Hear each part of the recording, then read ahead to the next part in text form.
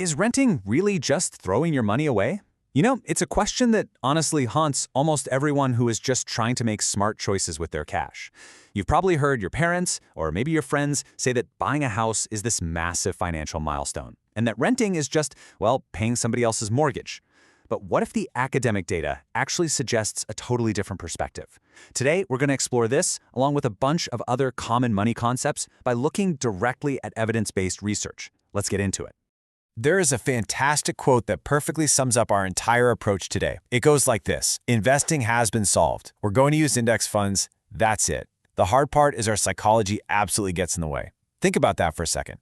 The actual tactical side of making money, it's surprisingly simple. But the research points out that our brains are literally wired for short-term survival, not for these long-term abstract concepts like compound interest. So the root of almost all financial failure isn't a lack of stock-picking skill. Actually, it's tied entirely to our mindset. So, welcome to The Explainer. Today we're stepping right out of that frantic, get-rich-quick stock-picking hype, and we're going to look directly at what the data actually says. We'll be relying on insights from top portfolio managers, folks like Ben Felix, who draw straight from the academic literature to truly understand the data behind building real wealth.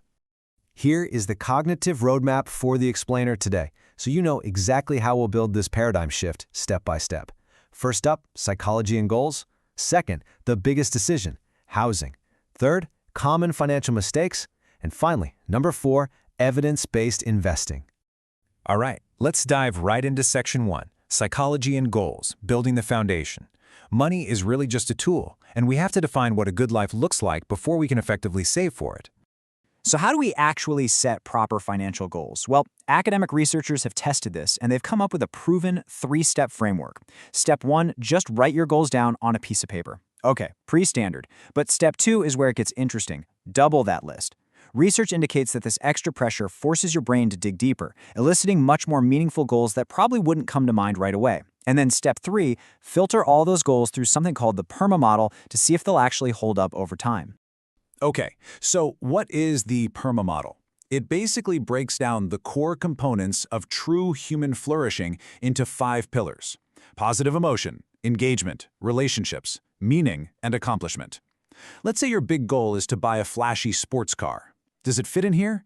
I mean, it might give you a quick spike of positive emotion, sure, but because of something called the hedonic treadmill, that feeling fades super fast. So unless you're bonding with a community of fellow drivers, which hits the relationships pillar, or maybe you're racing it on a track, which gives you engagement, that car completely misses the core elements of a good life.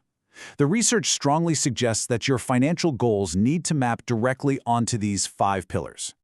Moving right along to Section 2, the biggest decision, housing. When you compare renting versus buying, the sources highlight a huge misconception. Buyers have massive unrecoverable costs too. When you buy a house, money goes toward mortgage interest paid, right to the bank, property taxes, and maintenance. And academics say that maintenance often costs over 1 to 2% of the home's total value every single year in constant repairs. But another major, often hidden factor is opportunity cost. That massive down payment you just locked up in the house, that is equity that is not earning the historic return of the stock market. So when you line them up side by side, owning a home can often be viewed more as a lifestyle choice rather than just a pure investment.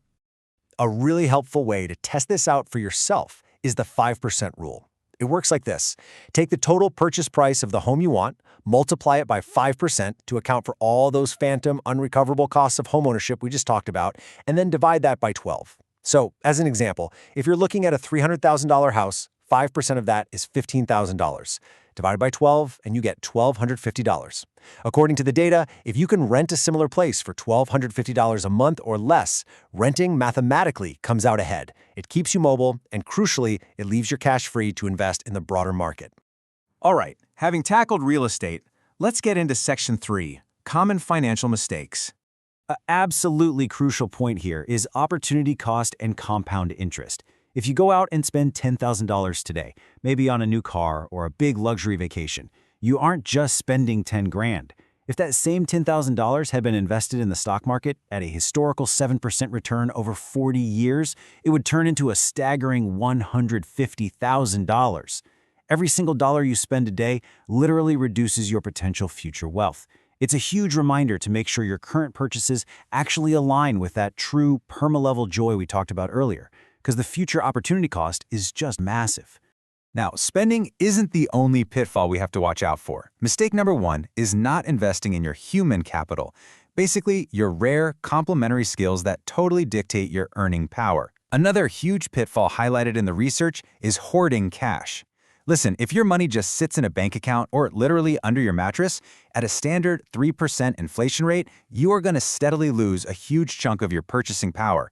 In fact, it literally halves your money's value over 20 years. Other silent wealth killers include underinsuring against catastrophic risks like disability or death, and completely missing the boat on basic tax optimization and estate planning. Here's another really surprising financial pitfall, and it's tied directly to who you choose to marry. Academic research has identified 2 primary spending profiles. You have the tightwad, who literally feels physical and emotional pain when spending money, and the spendthrift, who feels a rush. Now, the crazy part is that statistics show opposites attract. A tightwad is highly likely to marry a spendthrift. Naturally, this leads to major marital conflict over money if it isn't managed through really open communication and clear planning, like, say, setting up a prenup. Okay, final section. Section 4, Evidence-Based Investing. Let's look at exactly how academic research says you should invest. It all starts with grasping the concept of an efficient market. In finance, this basically means that the current price of an asset already reflects everything the entire world knows about it.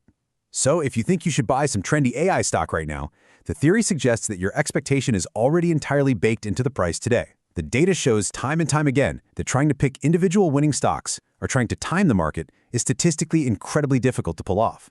In fact, the literature points out that even professional money managers almost entirely fail to beat the market over the long term. So what does the data actually tell us to do? Well, there's this massive life cycle paper that looked at data across 39 different countries, going all the way back to 1890.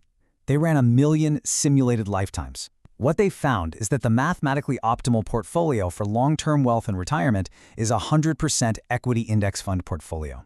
To get really specific, they found the optimal split is roughly 33% domestic stocks, so the country you live in, and 67% international stocks.